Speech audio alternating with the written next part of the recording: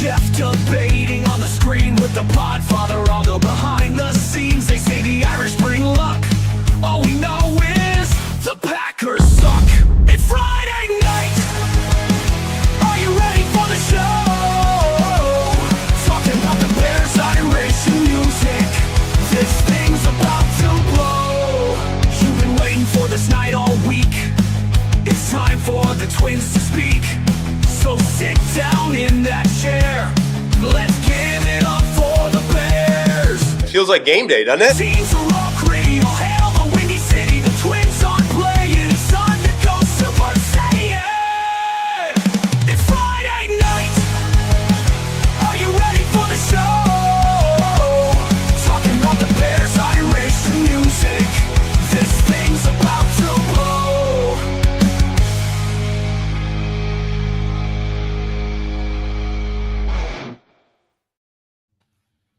What's up, Bears fans? Welcome back to another edition of the Willis Twin Towers podcast. Disbelief, guys. That's where I'm at right now. I'm about in disbelief with where we're at with this team. We'll get into it a little bit more in a little bit here. We'll talk about the loss last week, and we'll get into the upcoming game against Dallas. Before we get started, guys, a quick reminder to please like the video, subscribe to the channel if you're not already. There's lots of great content here on the Bar Room just about every day of the week. So like I said, please subscribe to the channel and get that content as much as you can. We have an email address here for the channel, or for the pod here, Willis Twin Towers podcast at gmail.com. If you guys have any questions for us, any suggestions for future shows, any comments for us, any criticisms. Also, guys, I'm working with Bear Report, which is with 24/7 Sports, doing some writing with them. So if you have any ideas for me for writing, any kind of suggestions for writing, I should say, that you guys want to read about, feel free to send those to me as well. And we'll get into everything. So any initial thoughts you got here, Tim, about this last week's loss? And really, it's not even – I don't even know if you could just call it a loss. They got their ass kicked so bad. It was demoralizing, I feel like, even though Ben in his press conference said he wasn't demoralized, but I feel like as fans, we kind of were watching that go down. So I don't know. Like I said, what are your initial thoughts on it, Tim? Well, it's kind of similar to last week in the sense that it would be really, really easy right now to make this a bigger deal than it really is, to get completely down on this season already. I keep telling myself this is only week 2 of a brand new, and I'll preface it by saying one of my accounts at work is this IGA store. And at this store, the owner is a Lions fan. Well, his father-in-law is a Packers fan, and he's a Lions fan. And he and I were talking, and what he said to me was, like, people, and I've had the same thought, but to hear it from someone outside of being a Bears fan was huge for me. He said, for everyone making a big deal out of it, first of all, that team came out ready to light Chicago up because Dan Campbell wanted to prove a point that everybody was saying they won't be the same team without Ben Johnson and without defensive coordinator Aaron Glenn. And he was out to prove a point. He said the other part of this is it's the second game of a brand new offense, a brand new scheme, a brand new head coach, brand new players. For anybody that's freaking out, they need to chill out. He said the Bears are going to be a good team. They are. And this is coming from a Lions fan, okay? He said the Bears are going to be a good team. Ben Johnson just needs time. He said they may not even win this year. Not games. He said they may not be a winning team this year, but that team is going to be a very good team. He said, my team started off 0-10 or 0-11 the first year with Dan Campbell, and look what happened after. Real quick, Tim, I want to address this comment, J2K's here, because, this has been an issue to me, a big part of the problem here, because honestly, I don't feel like Caleb's looked that bad, and we'll get into that in a little bit too. Yep. But J2K says, I saw that Braxton has been 41% of the pressures of the overall O-line, right, 4%. 4 of the 5 are doing pretty well. Braxton has been an issue. Now, here's the thing with me. So you hear a lot about – that's a lot of what you see on like Twitter or X, people posting about is data points, because that's really the best numbers you can give without saying, hey, this is what I saw on tape. This is what I believe.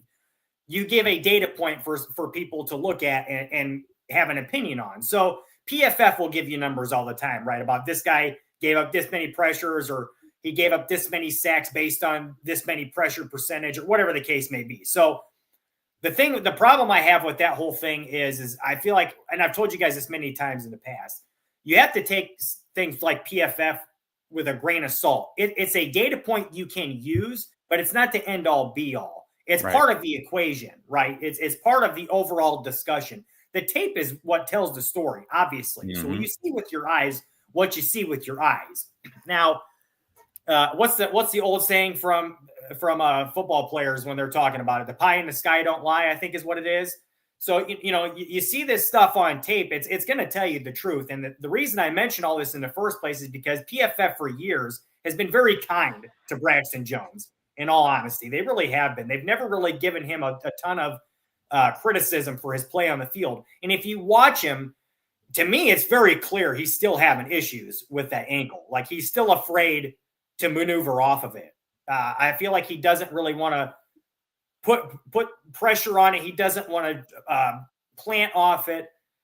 It's just, to me, it's affecting him in his play. And he has been kind of a poor spot on the O-line. And actually, Ben Johnson talked about it in the press conference today. I'm not sure if we have this clip or not, but he basically said Braxton in the first half of games, we do have this clip. We have it. Yeah. Let's go ahead and play it all if you can. Each week we evaluate everybody on the roster, and so if a guy's playing well, we let them know that and say that they're playing winning football for us. And if guys aren't doing well, then we have to look into how do we help them and put them in a better spot to succeed, or do we need to get somebody else in there? So that's a conversation we have for every player on the roster. We'll see where we go each week, and you'll see on game day. Well, what about specifically with Braxton? I mean, Joe Tooney is not at risk each week of being benched. What is your assessment of Braxton right now? Braxton he's doing a good job in terms of knowing the game plan. I think he started the first half of each game really strongly, and we probably haven't had the second half finish that we wanted. Before you go, Jeff, this is where, if I had to take one thing from this coaching staff that I am not a fan of, it's this part of the equation. And that is, I am out on Braxton Jones, totally out. And this is why. It's not that I don't think that Braxton Jones is a pretty average, decent, probably a little bit above average left tackle. He is what he is at this point. He is what he is. Even with the injury, even if he was 100% healthy, which I believe most of us, believe that he's not, even if he was, is there that big of an uptick in the production on his part? Not really. We've seen what we've seen. This is year 4 of Braxton Jones. We would have seen it last year, in my opinion. If he was going to take a massive jump, it would have been last year. And he clearly hasn't taken any jump this year. If anything, it's been regression. Now, I'm seeing a lot of stuff about the All-22 and tape. Well, I mentioned the injury I'm sure is playing a big part. So if you want to say it's regression, I think it's just he ain't able to play off that ankle like he should be. Well, and I think that's partially true. And that probably does have to do with the regression. I'll give him credit for gutting it out. You got a good Yeah, absolutely. We'll give him credit for that. Yes. Absolutely. He, especially considering you can tell that leg is not nearly full strength. And he's out there gutting it out. And I appreciate that too, but I think he knew that if he didn't get out there, then he was going to lose his job. He knew it was going to happen. So I see a lot of stuff about the All-22 and a lot of stuff about PFF. And yes, the PFF ratings are not good, which I think are, for the most part, fairly accurate. All I know is when I'm watching tape of Braxton Jones, he is consistently getting beat. And he's got to have help a lot. You can't leave him on an island. He got literally plowed down against Detroit, literally on his back. He went from feet to back. In freestyle wrestling, that's a 4-point move, going feet to back. So, look, it was atrocious. So, that's fact. That's in freestyle wrestling. That's a 4-point move, which is like the second most you can score on a single move. You find that hilarious, I'm sure. He got feet to back. That's hilarious. Go ahead. So, Look, and this is where I'm going with this. This is why I think this is like the one glaring issue with this coaching staff is that they would rather keep Braxton out there, who they believe gives them the best chance to win because he's not going to make the mental mistakes, which Ben Johnson did mention in his press conference. He did. That, look, I mean, I'm sorry to cut you off, but Flex is absolutely right on the head here. Yeah. And here's the thing: is like we've been bitching about this for 3 years now. It's been an overall ongoing problem that hasn't been fixed here.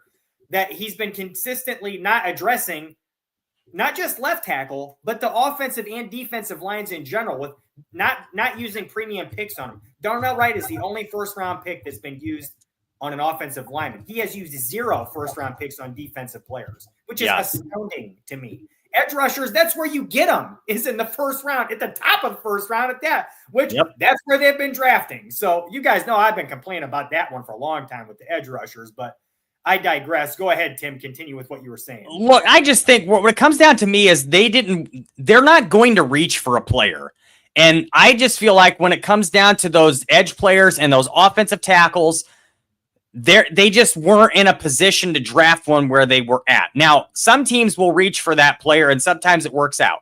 My thing is they don't like giving up draft capital, and I said this before the draft. You all know this that have watched this show. I was all on Armand Membu, and he has been absolutely and completely dominant since he's been drafted. Right tackle, though.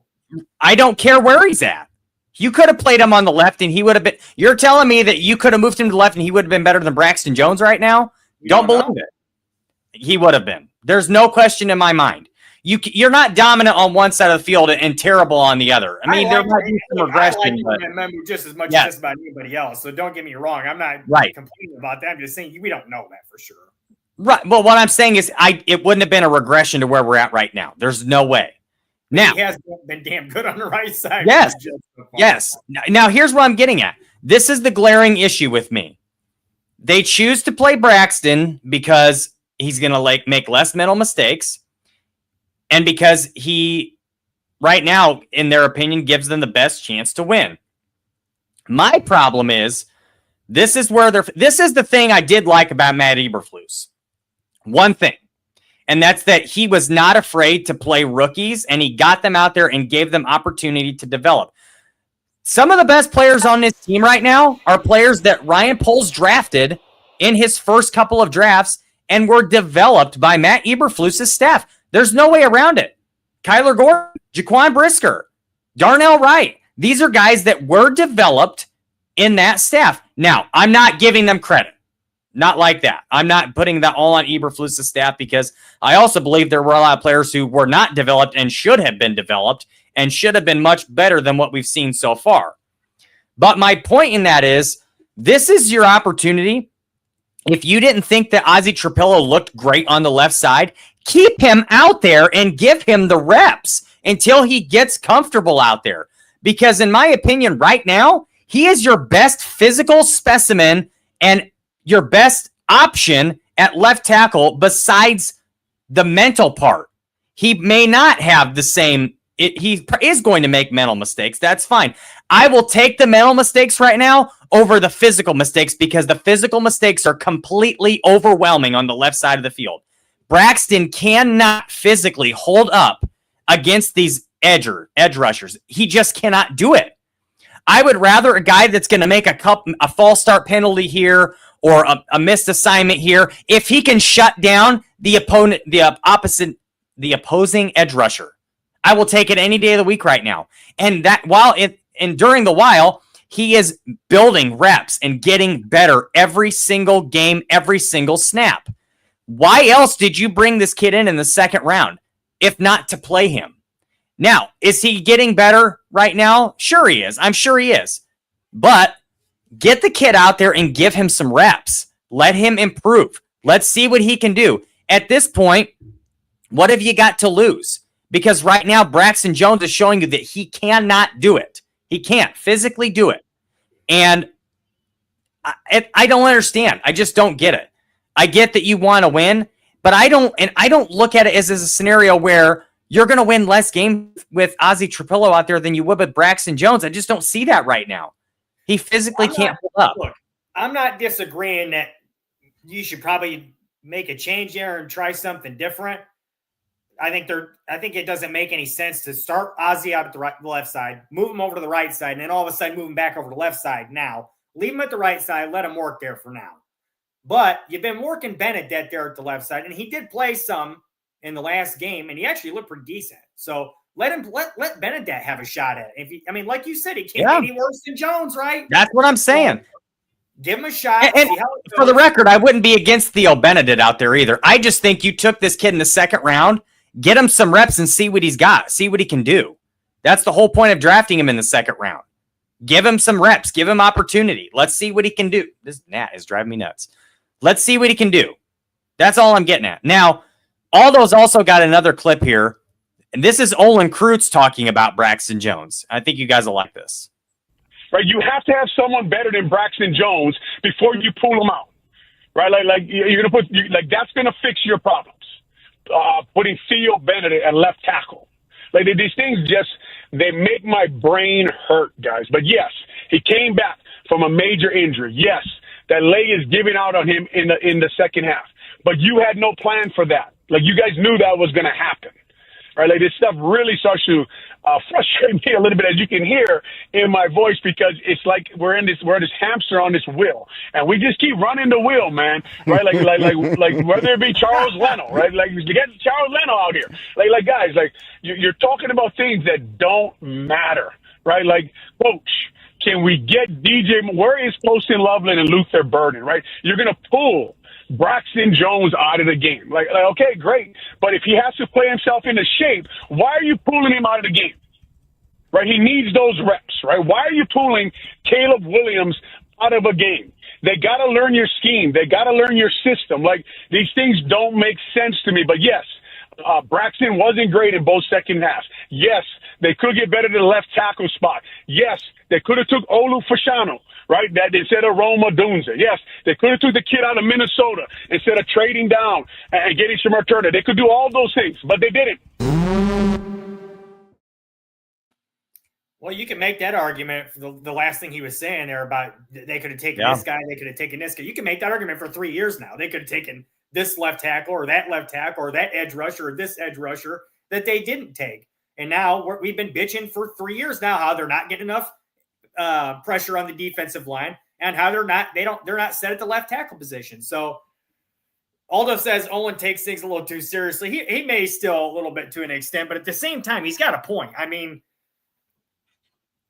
in Braxton's case, like I see what he's saying. Like you have to make sure you got somebody else who can go in there and do the job. And I also kind of see where he's coming from with Caleb too. Like, why are you going to pull him out when you have a chance to like just when he does need the reps, like he said, and also like you kind of want to get something going for next week, get a step in the right direction for the next week, so you don't have quite as sour of a taste in your mouth. Which, I mean, you can agree to disagree with that. I mean, you still get the living shit kicked out of you, pardon my French, but it's like regardless of the fact, you're going to feel bad the next week, whether you have a good drive at the end of the game or not. So, I mean, if you want to take your starters out, especially your quarterback, to prevent him from getting hurt, I'm fine with that.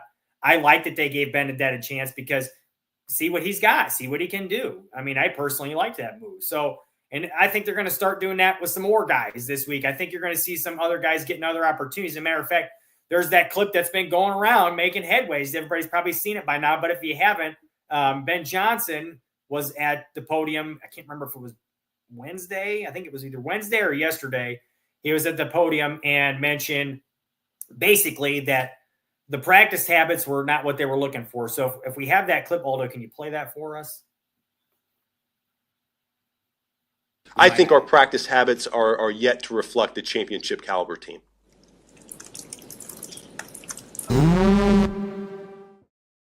So there you go. Point blank. If you haven't seen it yet, I mean, it was like, I think somebody straight up asked him, like you mentioned, like we got to look at, the film and see what guys are practicing like and kind of, what guys are playing like on the tape. And he came out and said it flat out. Like it's not. He kind of went down that rabbit hole himself too. Like that wasn't the direct question. He just straight up told him like, it's not a championship caliber practice. This team doesn't practice like that. They just don't. And look, for me, it was, I want to get into this next part because Aldo's got the answer to that today in the clip from today. But before I go there, look, it's kind of a question mark to me because we heard this stuff last year from Cole Kmet. He said it all the time. He was always out here saying that guys aren't working hard enough in practice. So, I mean, this is confirming that. This is confirming that clearly was an issue last year. But it also lets me know that it's some players from last year that are still on the roster this year. It's not necessarily new players. It's not necessarily guys that are gone. So who is it? Who could it be? Which tells me that there's a good possibility it could be somebody like a DJ Moore. It could be a Caleb Williams. It could be a Rome Odunze, which I highly doubt. It could be a Darnell Wright. It could be some of these guys. My guess is when Cole would mention those names, he was speaking specifically offensive players because those are the guys he's around the most. That's my guess. Sorry. And Ben Johnson probably kind of feels the same way, considering his main focus is also on the offense. But it's kind of concerning. It's very concerning to me that that's a problem. But who is it is the question. Who are they talking about? Because I don't see it being the whole team. I think there's guys who do bust tail every day. I'm just curious at who these players are, because if this was an issue last year and some of the same players are still doing it, why are they on this roster still? If you're having issues with guys' practice habits, why are they on the team? You just went through this with a guy you signed a couple of years ago named Nate Davis, who didn't know how to get on the football field and gave you nothing but problems. So why are we still catering to this? Get rid of these guys if they're a problem. If they're not working hard at practice, get rid of them. I get rid of high school athletes when they're not working hard enough, if they're not showing up, if they're not accountable. If I'm going to get rid of a high school wrestler or a high school athlete off the team because they're not following what we ask for, what are we doing here? This is the NFL. If you don't know how to practice yet, that's a problem. That is a huge problem. Learn how to freaking practice. Grow up. You're getting paid millions of dollars to play a game. Man up and learn how to practice the right way. It's baffling to me that we're talking about guys' practice habits in the NFL. It's embarrassing to me. If I were a player on that team, I would be embarrassed. And I think here's a little bit of proof showing that they were embarrassed. Aldo, can you play that clip? Did you get the response you had hoped for from the players after making the comments about their practice habits? We had a good week. What impressed you about it? Or what? We went back to work. Before I go to you, Jeff, he did continue on a little further later in the clip or later in the presser that he did say it was a better practice and gave a little more detail on that about how the guys were working harder and it was visible that there was a change. But go ahead. Well, I mean, there's a lot to unpack here. I mean, obviously, I'm not disagreeing with you. We're talking about professional athletes here. Like, you guys are getting paid millions of dollars. Like you said, I've seen high school wrestlers that will really put some effing work in. I almost said it. Will really put some work in now to get to where they need to be. And that's just like, high school wrestlers. That's like really nothing compared to a professional athlete. So yes, you have to be able to have that kind of mindset and to have that push, that drive. Now, here's the thing is like, also, I mean, there's so much here to unpack. Like I said, look, these guys asked for this. Okay. We talked about this many times. They asked for a staff who was going to get on them like this. I saw there was somebody in the comments who said that they didn't agree with Ben calling them out in the media saying that. Well, I like it because here's the thing. He's still going to do it to him in practice. He's still going to do it in front of them. But like, if you say that in the media before practice starts and then it gets over to them, I agree. I think Greg was the one who said it in his show earlier this week. Like, it's going to light a fire under their ass, or it should light a fire under their ass before practice to have a good practice. At least that's absolutely what that was for. That's exactly why he made those comments. In either case, like I said, they asked for this. So even if you don't agree with him doing that, well, they probably shouldn't ask for all this time because now they're getting it. So they get what they're asking for. They did look. They played like dog shit last week, and that's point blank. And I keep cussing, but it's like that's just all there is to it. I mean, they didn't play well. They played terrible. Now there was some good from the offense, some things that looked decent. Caleb actually didn't look all that bad. And again, I do want to talk about that a little bit, but I do want to flip over to the game in Dallas pretty quick here. So, but the thing is like I said, the offensive line has still obviously been an issue. Braxton Jones is not the answer. We've talked about that at length. To me, he's the same damn player he was when they drafted him. When he first, well, maybe not when they drafted, but when he first started playing, with the Bears, when he first started in game 1 of his rookie year. So to me, he's basically the same damn player. So yes, I think they should make a change there. There are some other guys that I think need to get some opportunities as well, see what they can do. We've talked about it at length many times, the no block, no rock thing. Ben Johnson talking about guys, what they're doing when they don't have the ball, what they look like when they're not the first guy in the read, when they're maybe the third or fourth progression, they know they're not getting the ball. What do they look like when they're running their routes? There's so many coaches that'll talk about all the time how important it is to run those kind of routes and make, like as hard as you can to make them as just like you're going to be doing it, just like you are getting the ball, because you have to make it look like to the defense like maybe you are getting it or maybe something else is going on, because the whole point of it is that's how it works together to make it to where it's a successful play. So again, it's like everybody's got to be doing their part. Wide receivers can be little bits of divas in the first place, and obviously there's going to be speculation that DJ is probably one of those guys that he's talking about, practice habit wise, because we've heard about DJ in the past with his demeanor and things of that nature. We've seen some things from him that's concerning. But if that is I think I heard from, I can't remember who it was I heard from.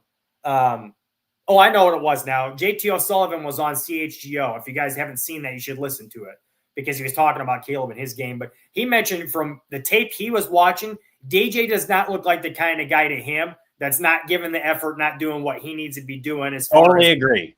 As far as what Ben was talking about, like practice habits and what we're putting on the tape on the field, not looking like that. So, but it's coming from somewhere. So wherever it's coming from, I expect to see some changes. Now, I want to dig into Caleb just for a minute, and then I want to switch gears. But as far as Caleb is concerned, we obviously saw the game. There were some decent things. There was the really bad interception he threw on the run, trying to make a play. It was like 2nd and 26. It's like, dude, you don't got to be a hero there. I watch a lot of these quarterback breakdowns. I'm sure you guys do too. Like JT O'Sullivan does his, and Chase Daniel does his, and one of my favorite ones is Tim Jenkins as well. His are pretty good. They're all really good. But basically what they were all saying was like, this is one of those situations where like you can't do that on 2nd and 26. Just live to fight another day kind of thing. And you're already scrambling out of almost out of bounds. Just throw it away. I don't understand that. Throw it. That one made no sense to me. So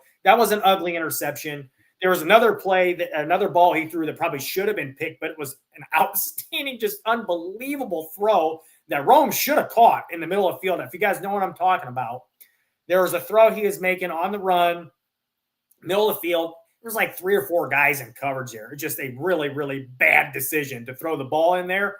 But he literally put the ball right on the money into Rome's hands, and he just dropped it. Couldn't come. But it was just an outstanding throw. But again, terrible decision that you don't want to see him making. So there was some security blanket.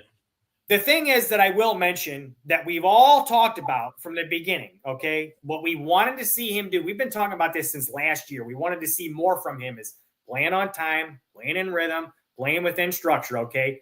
Every single quarterback analyst, and I'm saying this from my own eyes too, watching on tape, watching the games, okay? Everybody's saying he is improving in those areas. He looks a lot better in those areas. It's not like they're seeing a lot of problems right now from that perspective, but it's obviously not perfect. There's obviously a lot of room that needs to be grown, or a lot of room for growth there.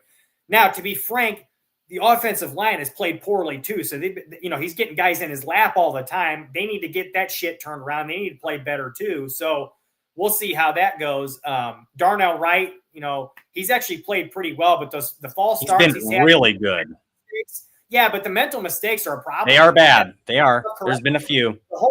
But you know what? I would take some of the mental mistakes when you have dominant play on the field. If you can, which he has physically dominated in pass pro and run blocking. But the thing is, like, when you're putting yourself back, okay, the first damn play in the second half, you're getting you know what play you're running, you know what the snap count's going to be, and you still false start. Come on, dude. You can't be doing that. So there's actually a clip about this. So, Aldo, if you can play that for us, it'd be awesome. Yeah. He's a really talented individual that shows up all the time. I got a joke right now. He's a little bit of a unicorn. The O-line, they take to it because he's got some rare traits that you don't see all the time around this league, and he can be effective in both the running game and in pass protection. And so he's a guy that we count on. We're trying to do some different things with him, move him around, give him in space, or have him pull a little bit, things that maybe he hasn't done a whole lot of in the past. But I think when you have a player of that caliber that has talent like him, that you do try to feature him on your offense. I'm just going to say I think Darnell Wright is Ben Johnson's favorite offensive lineman on this team. And I have felt that way since he took the job. One of the first players he mentioned was Darnell Wright and his comparison to Penei Sewell. So obviously Ben Johnson likes this kid a lot. And I think if he can get rid of those mental mistakes, this kid's a Pro Bowler. He's going to be a Pro Bowler. This year he'll be a Pro Bowler if he can clean up the mental mistakes because his play has been dominant. He's got to be consistent. There's some plays where it's like, there's some plays sometimes where it's not just like the penalties. There's some other plays where he either gets beat or just like a total missed assignment. It's like, what are we doing right now, dude? What are we doing? So, and it's not just him. There's other guys that are doing it too. Jonah Jackson completely is whiffed on a few different occasions. He's looked pretty poor. He looked better in week 2, but he was still not good. So, it's like they got to figure something. what's actually interesting? And real quick, I want to say this before I move on to Dallas. If you guys watch Bare Their Souls, not Bare Their Souls, Buffon 55 here on Barroom Network on Tuesday nights, Danny Shimon's on there, and he talked about he's always kind of seen Darnell Wright as he thinks his ideal fit would be at guard. So he thinks they should move him into guard and let Trapillo get some opportunities at right tackle. Now, I don't know if it's time to do that quite yet. But could I see Darnell playing right guard? Maybe, yeah. I mean, the guy he's definitely got the athleticism and the size for it. He's got the build for it, yeah. Like Johnson talked about in the press conference today, he's got some unique movement ability. The way he's, like he's a unicorn, like he said, the athleticism he has. Guards are the guys you want to pull most of the time. You can pull tackles, sure, but it's like, you usually see guards are the guys that are pulling. So if you can get him into space, like that, and get him on the move and out front blocking guys, I kind of like that idea. Now I agree with Aldo here 100%. They're not going to give up on Jackson yet. They extended the fucking guy. So again, I keep cussing, guys. I'm sorry for that, but it's like, well, this is it's also week 2, and Ben Johnson knows Jonah Jackson well. Like maybe he just needs some time. Obviously, he had a bad year last year. Give it some time and see what happens. And now look, the extension thing. I did not like that. I know why they did it, because they had to do it because his cap hit was so high for this year. I understand why they extended him, but like the guy has never played a snap with this team, with this offensive line, and obviously Ben Johnson pined for him, So, and J2K says there's no way they move right. He thinks it's less like he's the least likely to move. Jonah might get pressure from Newman and Braxton from field. Look, I would love to see Luke Newman get an opportunity. I'm not sure if they're ready for that yet. Like what's good in his play when he played in the preseason? Yeah, why not? Shit. Now I don't know about Trapillo's the thing though. Trapillo is a guy you draft in the second round. You're not ready to give up on him yet.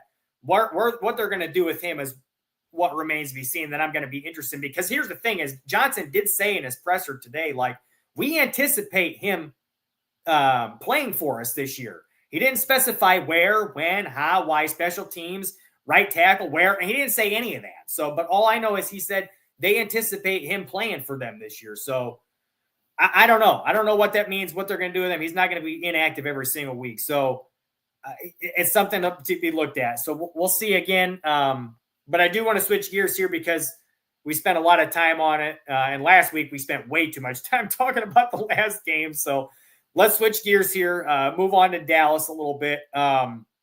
And by the way, guys, if you, like I said earlier in the show, I'm doing work with Bear Report now, 24/7 Sports. I just had an article come out yesterday about Dak Prescott and comments that were made about him from Ben Johnson and the matchup and what that is going to look like. So if you don't mind going to check that out, I'd appreciate that, guys. And Aldo, thank you for your compliment. He says it was a great article. I really do appreciate you saying that. So I will give you $1 if you don't mention again on this show that you write for the Bear Report. Well, I give you $1. It's my plug, bud. I got to. So, anyways, I appreciate your congratulations also, Cliff. So, thank you for that. In any case,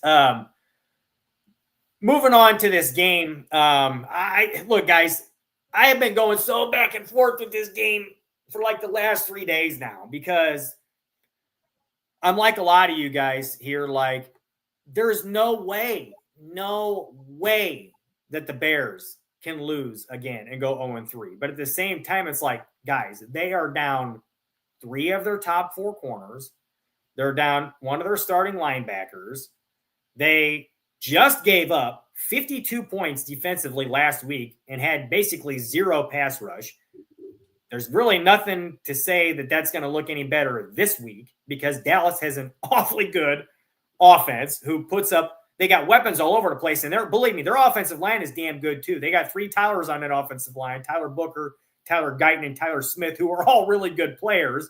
So, guys, this is going to be a problem here for the Bears in this game. Like, I'm not ready. I don't know what to say about it. I don't know, what to think. Like, there's a part of me that, like I said before, there's no way the Bears lose this game, but like, God, man, I'm not sure they can beat Dallas right now. The way the defense played last week, the guys they're down, the way the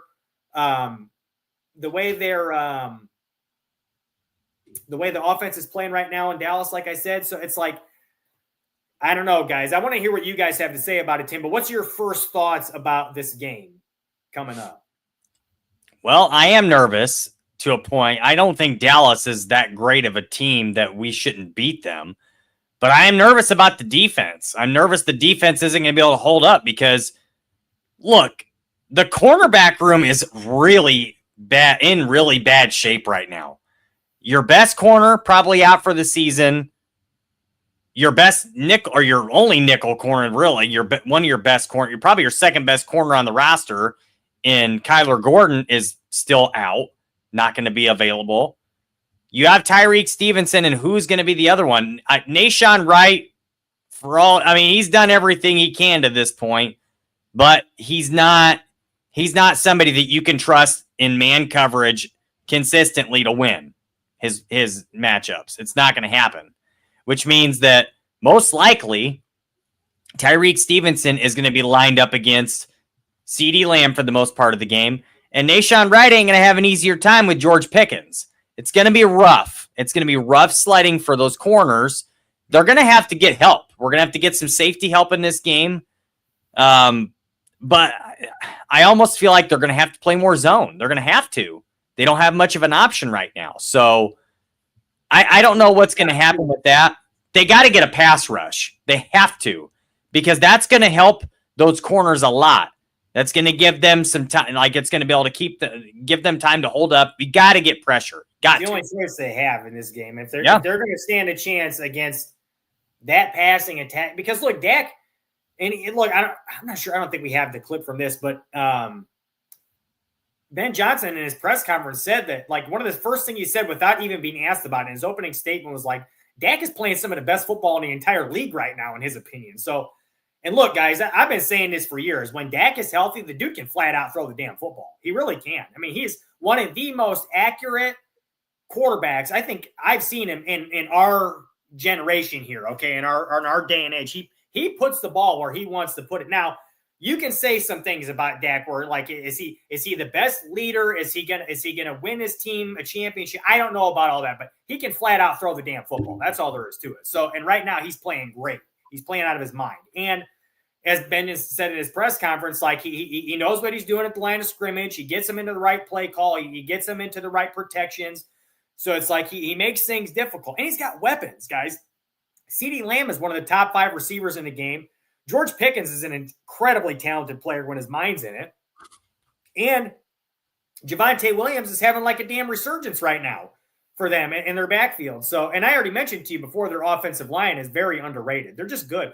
If there's one thing Dallas and Jerry Jones has always done well is they draft offensive linemen and they put them together and they play good football. They just know what they're doing there. So this is a problem here, guys. And look, maybe Matt Eberflus helps them with some tendencies, but obviously our players are gonna have some intel on him too. So I don't think he's gonna be as big of a factor as what we might think. But I think the biggest thing is like, can the defense slow down Dallas's offense at all? And if they can't, can our offense score 40 points themselves? Because I think this game is going to be very high scoring. I really do.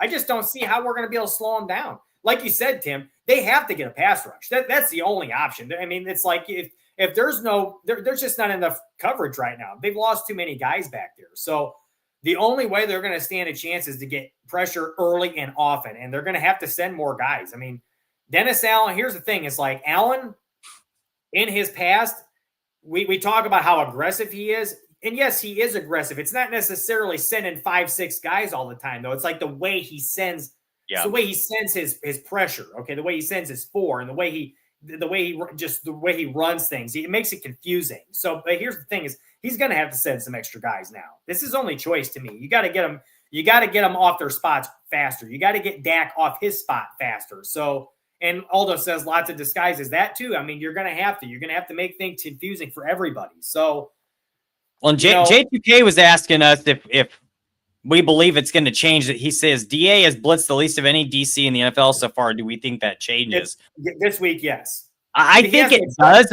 I don't think he's going to get like way outside of what he normally does, but he is going to have to change it a little bit. He's going to have to scheme more pressure for sure.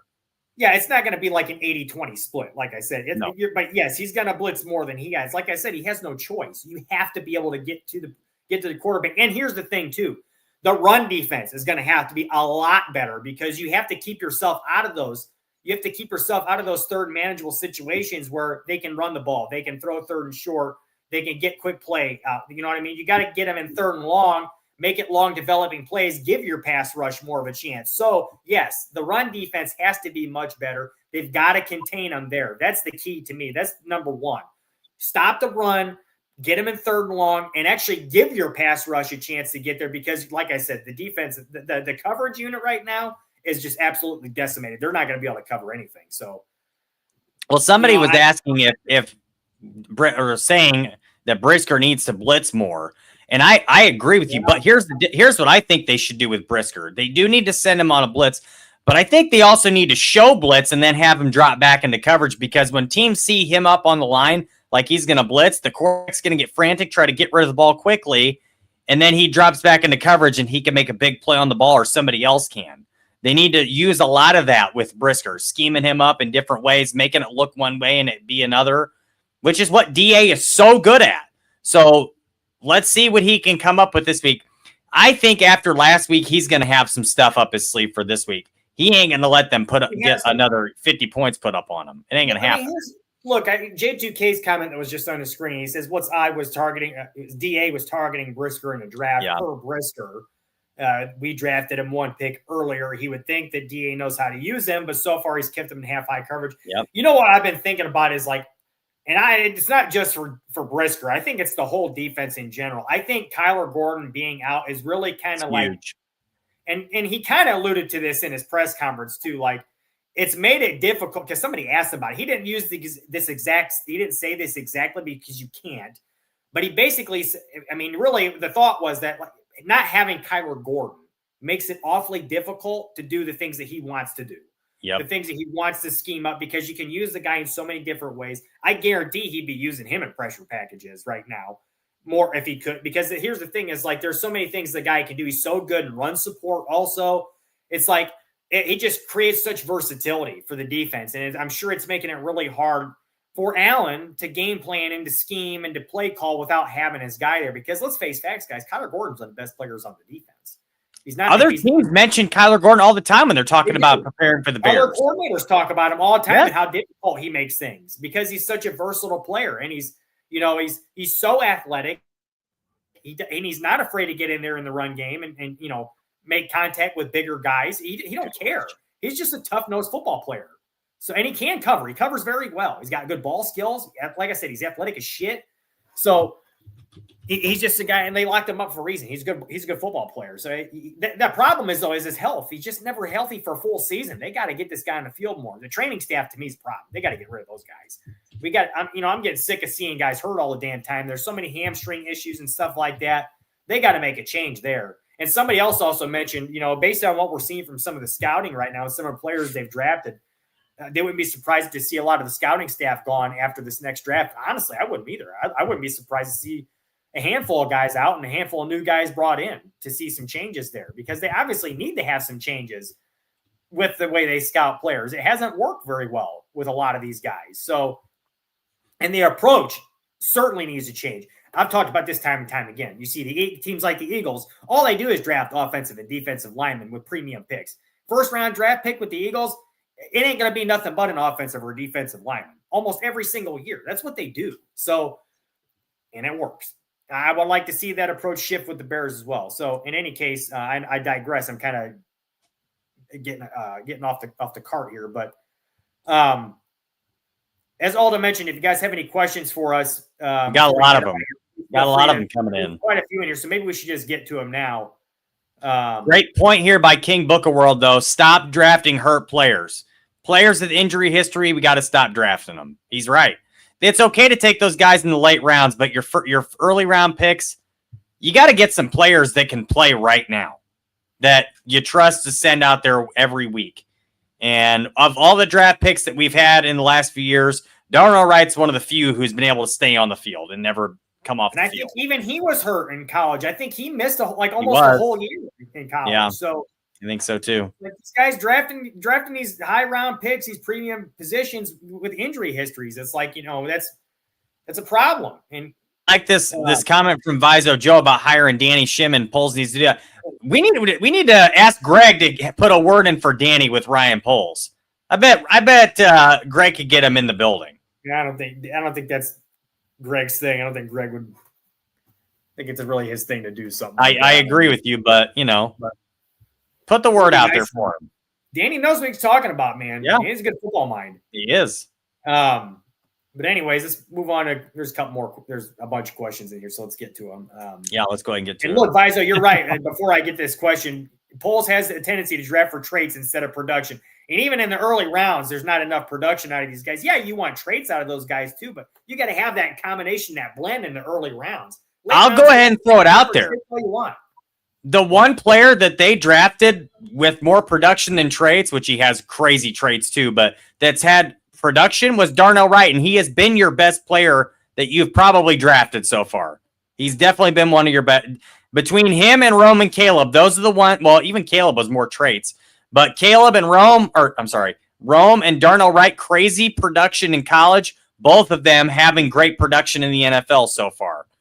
I've said this for years, Jeff, and you can attest to this.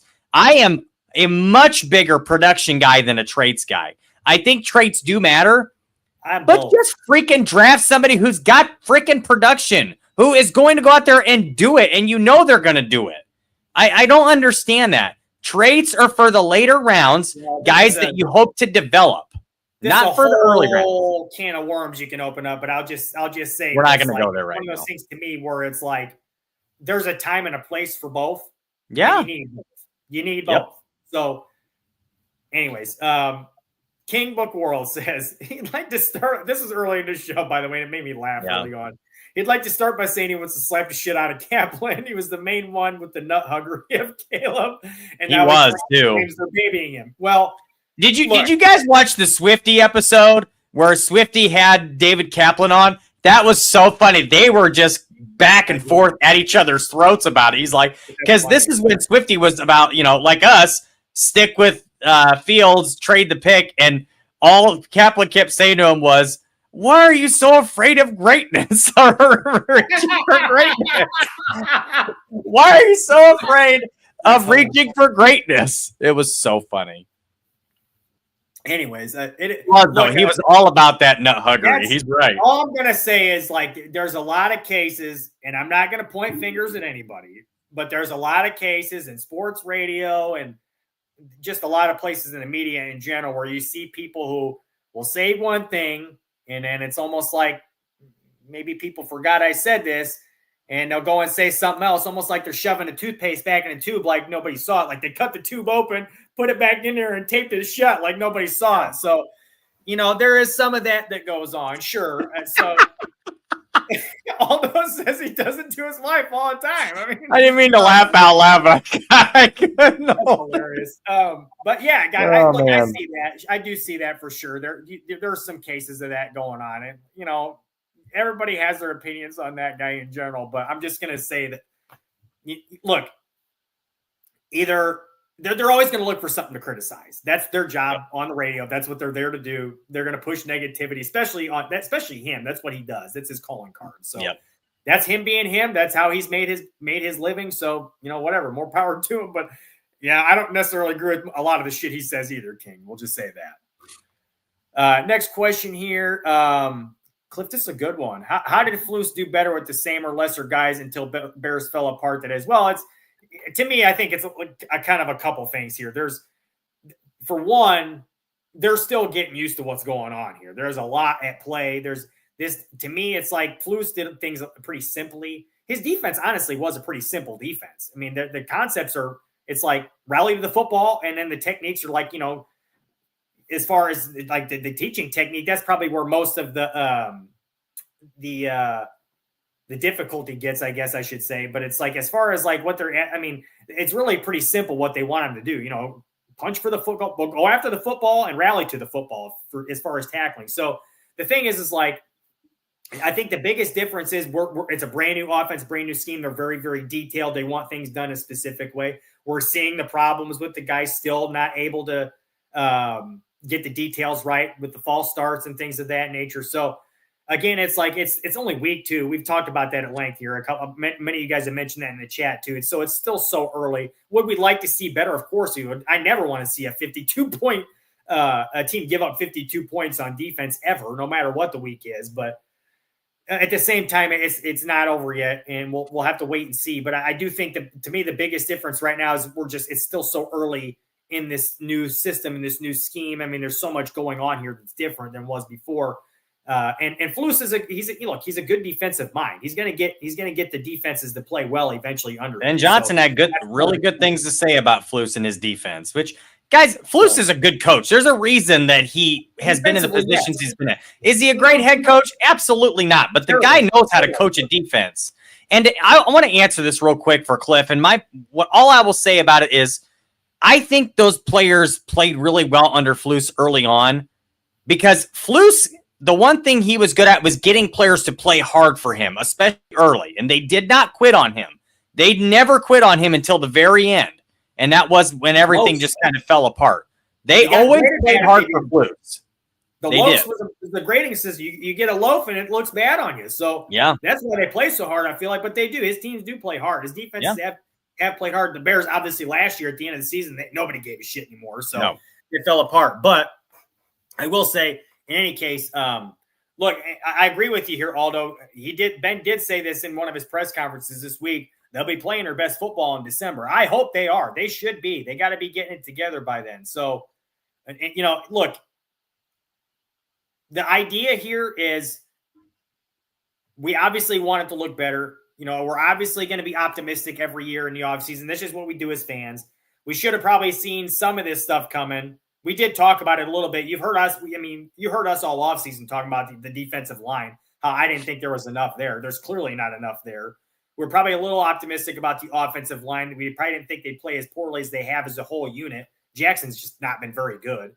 And Jones, everybody knew he wasn't going to be all that great. He just hasn't been in his past. So to me, there's a lot there. But again, we're going to have to wait and see. I think we just got to give him a little bit more time still. I'm not ready to be done yet, but obviously I'm incredibly disappointed. Who wouldn't be? So anyways, moving on. Let's see what the next question is here. Vizo, what's up Flus's sleeve? Well, I'm sure it'll be something different. Not a blitz. Not blitzing. Well, look, he's gonna make. Here's the thing: is I'm sure in his mind he knows that those players know what he likes to do. They know what his tendencies are. He's a guy that likes to run zone. It's just the way it is. Whether or not he knows that he's going to do that doesn't mean he's going to run more man. It's just not in his DNA to do that. Every stop he's been at, he's runs man defense less than I think it's 30% of the time or something. I can't remember what the statistic was I read earlier, but he's never run man defense for a full season more than 30 or 40% of the time, which is so it's the zone's coming. And this year in general in Dallas, I think it's 97% zone he's run there. So what you're getting out of this guy. That's what he's going to do. If he does run man, I think the Bears kind of want him to run some man. That kind of bodes well for them because they got a lot of guys who can beat man coverage, especially with that secondary they've got in Dallas. I mean, shit, go ahead and run man against that. But I will say he's going to have some stuff up his sleeve, Vizo. I really do think he will. He'll do some different stuff because he knows, like I said, those guys know what to expect from him. I'm sure he'll be bringing some blitzes and some different things that he does in the past, but it's not like he's going to get super exotic or anything like that. He is what he is at this point, but he will change some stuff up. He will show him some different things than he usually probably does. And I do expect him to blitz more than he has in the past because I think he believes it's going to rattle the quarterback. So, any case, another question here from J2K. Who has the edge on intel, Flus or Ben? That's a good question. I would say for this game, I would say it's probably more Ben because there's so many players, and a lot of these players are pretty intelligent and they understood the scheme pretty well. So I would guess that you've got pretty good intel. But here's the thing too, is Ben also has intel from playing against this guy for 3 years now, twice a season. So there's a good chance that it's just that he's got just as much intel from that as he would from any of the players. So it's hard to say. I really think that it's probably more Ben because of that, but Flus knows too. He knows what those guys do well.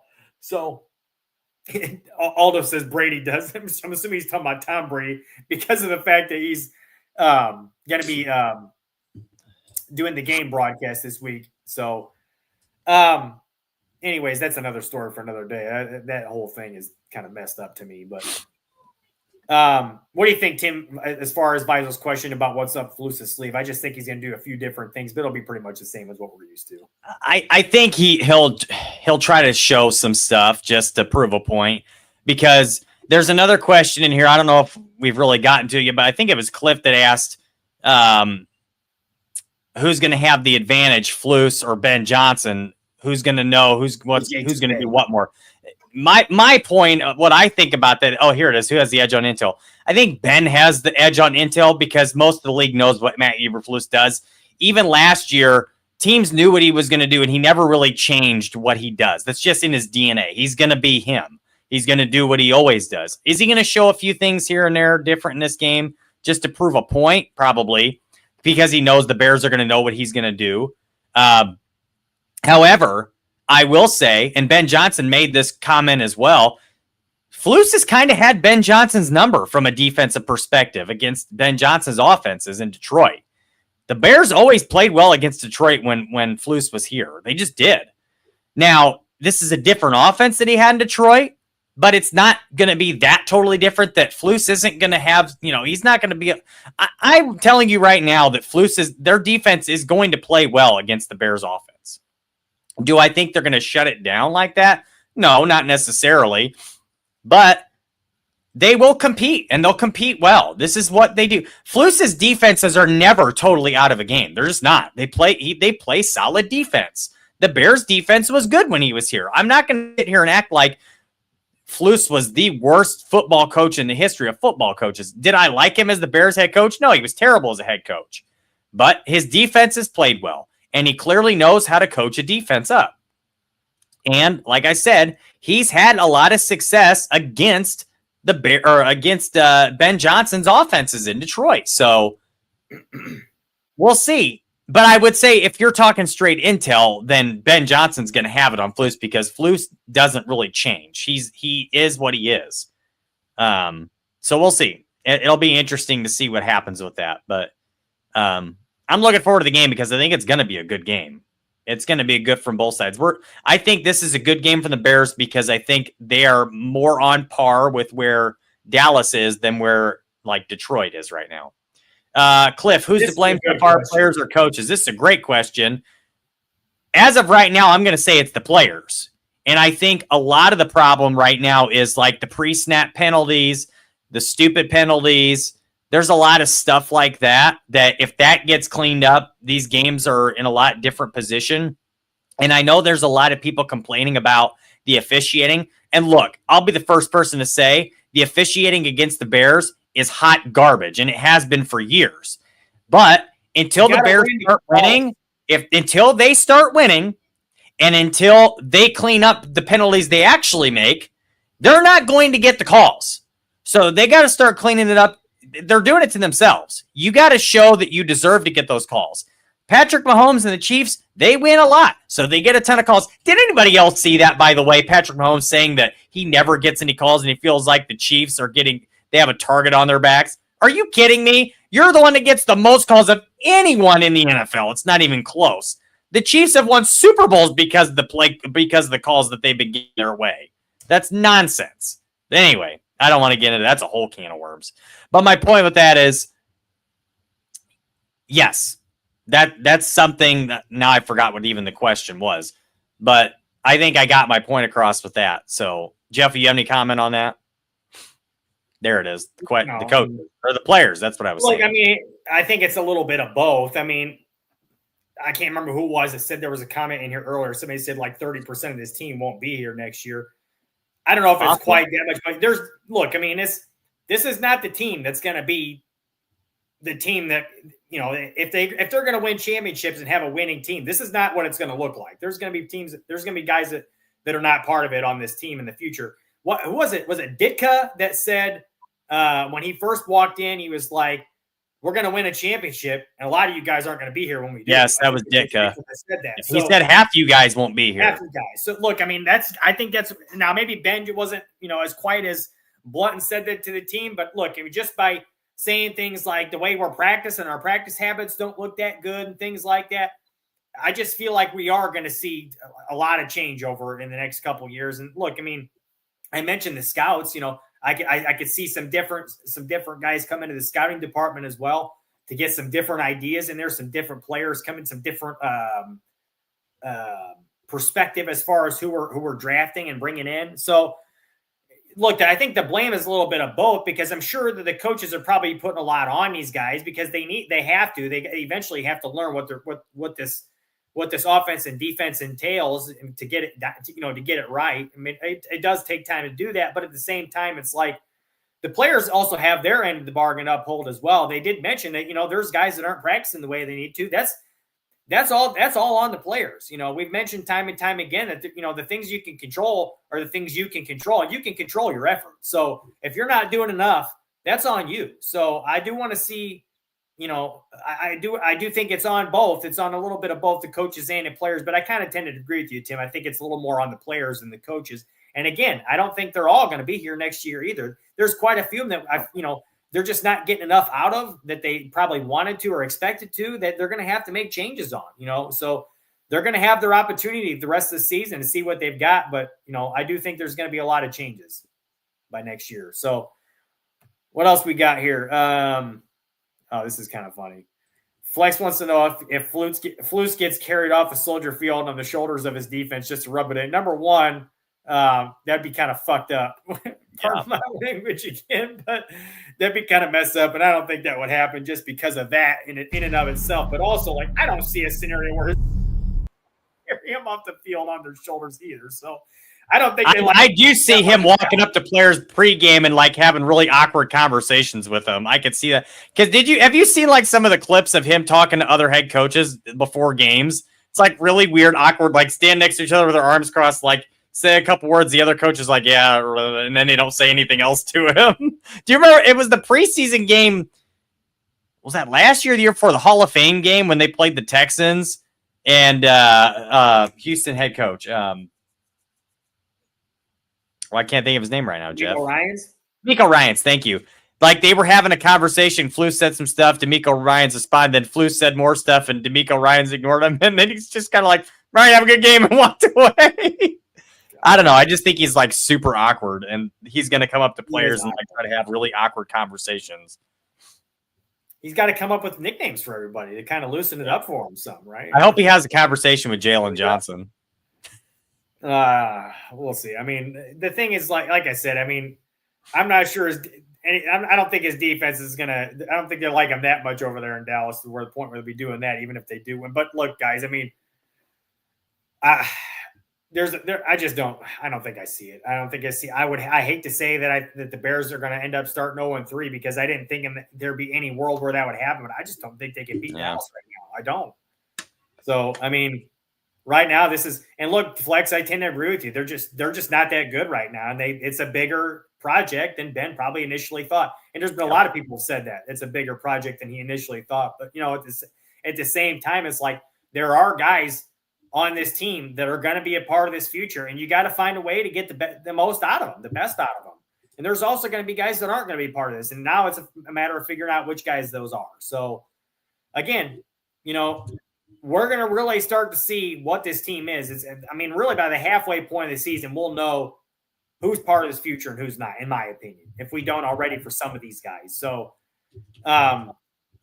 again, we'll have to wait and see. I don't have a ton of faith that they're going to win this week, even at home. I think they're the favorites for whatever reason. I mean, I hope they get it done, but I just would be surprised at this point with the way they played and how bad their secondary is banged up right now. They have nobody left. So, and I don't see a world where the pass rush, the way they played, they're going to get enough on them to make it any easier on their defensive back. So, anyways, we're out of time here, guys. It was a great show tonight. We probably held these over a little longer than we should have, but we appreciate you being here as always. We look forward to seeing you again next week. If you're not already, please like the video, subscribe to the channel. There's tons of great content here on the Bar Room just about every day of the week. So check out all that stuff. A lot of nighttime content. Greg Gabriel's on Monday mornings after the games. So check that stuff out. And also, guys, there's the email address we have, willisTwinTowersPodcast@gmail.com. If you have any questions for us, suggestions for future episodes, criticisms, you want to talk some shit, whatever the case may be, music references, stuff like that. We'd love to hear any music you guys are listening to or want to listen to, want us to hear kind of thing. So we'd love to hear that kind of stuff. Feel free to send it out to us. I'll get into it with you guys on a future episode. Otherwise, join us live like you are right now. And with any questions and comments you have, we'll get to them best we can. So have a great weekend. Let's hope we get a win. And until next week, bear down, guys. Stop, Bears. This is the journey that will never end. New and mightier foes will arise. New adventures will begin.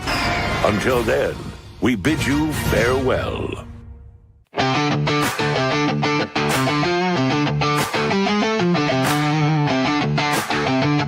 The Willis Twin Towers podcast is a barroom production. Jeff and Tim Willis are the producers and co-hosts. Aldo Gandia is the director and executive producer.